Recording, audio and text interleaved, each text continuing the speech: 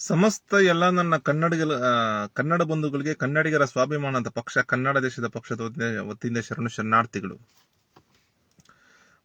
ಇತ್ತೀಚೆಗೆ ಒಂದು ಘಟನೆ ನಡೆಯುತ್ತೆ.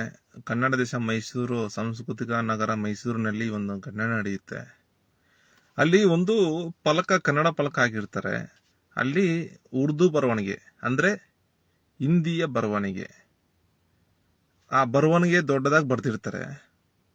ನಮ್ಗೆ ಸಂಬಂಧಪಡದೇನೆ ಭಾಷೆ ಅದು ಉರ್ದು ಆಗಿರ್ಬೋದು, ಹಿಂದಿ ಆಗಿರ್ಬೋದು, ಎಲ್ಲ ಒಂದೇ, ಎರಡೂ ಬೇರೆ ಬೇರೆ ಏನಲ್ಲ ಅದು. ಈ ಘಟನೆಯನ್ನ ಇಂತಹ ಘಟನೆ ನಡೆದ್ರೂ ಸರ್ಕಾರ ಕಣ್ಣು ಮುಚ್ಕೊಂಡು ಕೂತ್ಕೊಂಡಿದೆ. ಜೊತೆಗೆ ಆ ಮೈಸೂರು ಮಹಾನಗರ ಪಾಲಿಕೆಯವರು ಏನ್ ಮಾಡ್ತಿದ್ದಾರೆ? ಪಾಲಿಕೆ ಸಿಬ್ಬಂದಿ ಆ ಒಂದು ವಲಯ ಆ ಫಲಕ ಇತ್ತಲ್ಲ, ಆ ವಲಯ ಅಂತಹ ನಡೆದಾಗೂ ಆ ಒಂದು ವಲಯ ಏನ್ ಮಾಡ್ತಿತ್ತು? ಆ ವಲಯದ ಅಧಿಕಾರಿ ಏನ್ ಮಾಡ್ತಿದ್ರು? ಇದನ್ನ ನಮ್ಮ ಪಕ್ಷದಿಂದ ತೀವ್ರವಾಗಿ ಖಂಡಿಸ್ತಾ ಇದೀವಿ. ನೋಡಿ, ಇದು ಕನ್ನಡ ದೇಶ ಇರೋದು, ಕನ್ನಡ ಧರ್ಮ, ಕನ್ನಡ ನುಡಿ ಒಂದೇ. ನಮ್ಮ ಕನ್ನಡ ದೇಶದಲ್ಲಿ ಕನ್ನಡ ಧರ್ಮ ಬಿಟ್ಟರೆ ಬೇರೆ ಇನ್ಯಾವುದೂ ಇಲ್ಲ.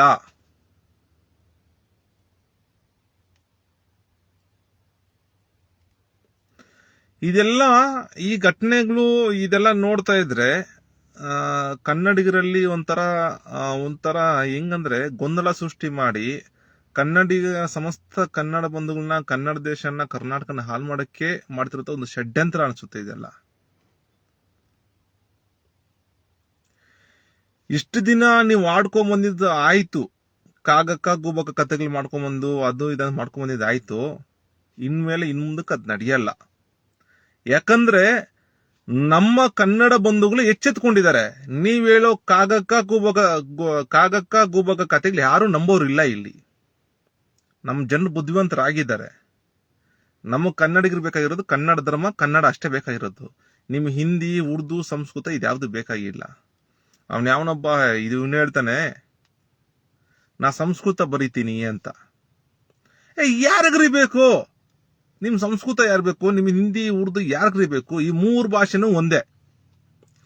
ಈ ಸಂಸ್ಕೃತ, ಹಿಂದಿ, ಉರ್ದು ಈ ಮೂರು ಭಾಷೆನೂ ಒಂದೇ. ಈ ಮೂರು ಭಾಷೆಗೂ ಕನ್ನಡ ಧರ್ಮಕ್ಕೆ, ಕನ್ನಡ ದೇಶಕ್ಕೆ ಯಾವುದೇ ರೀತಿಯ ಸಂಬಂಧ ಇಲ್ಲ.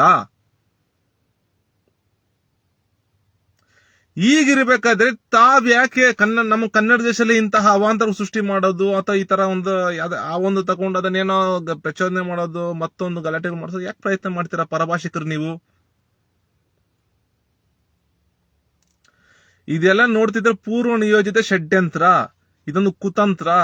ಕರ್ನಾಟಕದಲ್ಲಿ ಕನ್ನಡಿಗರನ್ನು ಒಕ್ಕಲೆಬ್ಬಿಸಲು ಗಲಾಟೆ ಪ್ರಚೋದನೆ ಕೊಡುವಂತ ಒಂದು ಷಡ್ಯಂತ್ರ ಅನ್ಸುತ್ತೆ. ಕನ್ನಡಿಗರನ್ನ ದಿಕ್ಕು ತಪ್ಪಿಸುವಂತದ್ದು, ದಾರಿ ತಪ್ಪಿಸುವಂತ ಕೆಲಸಗಳಿದೆಲ್ಲ. ನೋಡಿ ಪರಭಾಷಿಕರೇ, ನೀವೇನೇ ಷಡ್ಯಂತ್ರ ಏನೇ ಮಾಡಿದ್ರು ಕನ್ನಡಿಗರು ಎಚ್ಚೆತ್ಕೊಂಡಿದ್ದಾರೆ. ಈ ಹಿಂದಿ, ಉರ್ದು, ಸಂಸ್ಕೃತ ಈ ಮೂರು ಭಾಷೆನೂ ಒಂದೇ. ಅದು ಬೇರೆ ಇದು ಬೇರೆ ಯಾವುದೂ ಇಲ್ಲ. ಮೂರು ಭಾಷೆನೂ ಒಂದೇ. ಇದೆಲ್ಲ ಯಾರು ಕಾಗಕ್ಕ ಗೂಬಕ್ಕ ಕಥೆಗಳನ್ನ ನಂಬೋ ಸ್ಥಿತಿಯಲ್ಲಿ ಸಮಸ್ತ ಕನ್ನಡ ಬಂಧುಗಳು ಯಾರು ಇಲ್ಲ. ಸುಮ್ಮನೆ ವ್ಯರ್ಥ ಪ್ರಯತ್ನ ಮಾಡಕ್ ಹೋಗಬೇಡಿ ಅಂತ ಬಿಟ್ಟು ಪರಭಾಷಿಕರೇನು ಈ ಷಡ್ಯಂತ್ರ ನಡೆಸ್ತಿದ್ರಲ್ಲ ಅವ್ರಿಗೆ ಹೇಳಕ್ಕೆ ಈ ಸಂದರ್ಭದಲ್ಲಿ ಇಷ್ಟಪಡ್ತೀವಿ.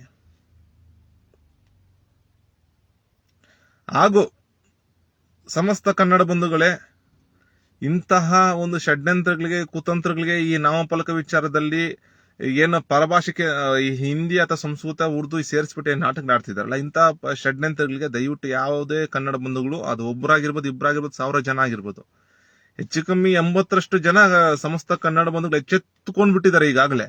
ಇದರಿಂದ ಏನು ಉಪಯೋಗ ಇಲ್ಲ, ಇದು ನಮ್ಮ ಸಂಬಂಧಪಟ್ಟಿದ್ದಲ್ಲ, ಇದ್ರ ಬಗ್ಗೆ ಯಾವ್ದ್ರ ಬಗ್ಗೆ ಒಂದು ತಲೆ ಕೆಡ್ಸ್ಕೋಬಾರ್ದು ನಾವು ಅಂತ ಹೇಳ್ಬಿಟ್ಟು 80ರಷ್ಟು ಸಮಸ್ತ ಕನ್ನಡ ಬಂಧುಗಳು ಎಚ್ಚೆತ್ಕೊಂಡ್ಬಿಟ್ಟಿದ್ದಾರೆ. ನಾವು ಕೇಳ್ಕೊಳ್ಳಿದಿಟ್ಟೆ ನಮ್ಮ ಕನ್ನಡ ದೇಶದ ಪಕ್ಷದಿಂದ ಇನ್ನು 20ರಷ್ಟು ಉಳಿದಿರುವ ಏನು ಸ್ವಲ್ಪ ತಿಳುವಳಿಕೆ ಇಲ್ಲದೆ ಮನವರಿಕೆ ಆಗದೆ ಈ ಹಿಂದಿ, ಉರ್ದು, ಸಂಸ್ಕೃತ ಈ ಮೂರು ಭಾಷೆನೂ ಒಂದೇ. ಈ ಭಾಷೆಗಳ ವಿಚಾರದಲ್ಲಿ ಯಾರು ಏನು ಮಾತಾಡಕ್ ಹೋಗ್ಬೇಡಿ. ನಾವು ನಮ್ಮ ಕನ್ನಡ ದೇಶದ ಬಗ್ಗೆ, ಕನ್ನಡ ಧರ್ಮದ ಬಗ್ಗೆ, ನಮ್ಮ ಕನ್ನಡಿಗರ ಬಗ್ಗೆ ತಲೆ ಕೆಡ್ಸ್ಕೊಳ್ಳೋಣ. ಬೇರೆ ಭಾಷೆ ಬಗ್ಗೆ ಯಾವುದು ಕಿವಿ ಕೊಡಬೇಡಿ ಅಂತ ಹೇಳ್ಬಿಟ್ಟು ಸಮಸ್ತ ಕನ್ನಡ ಬಂಧುಗಳಲ್ಲಿ ನಮ್ಮ ಪಕ್ಷದಿಂದ ಪ್ರೇಮದಿಂದ ವಿನಂತಿ ಮಾಡ್ಕೊಳ್ತಾ ಇದ್ದೀವಿ. ಜೈ ಕನ್ನಡಾಂಬೆ, ಜೈ ಕನ್ನಡ ಧರ್ಮ, ಜೈ ಕನ್ನಡ ದೇಶ.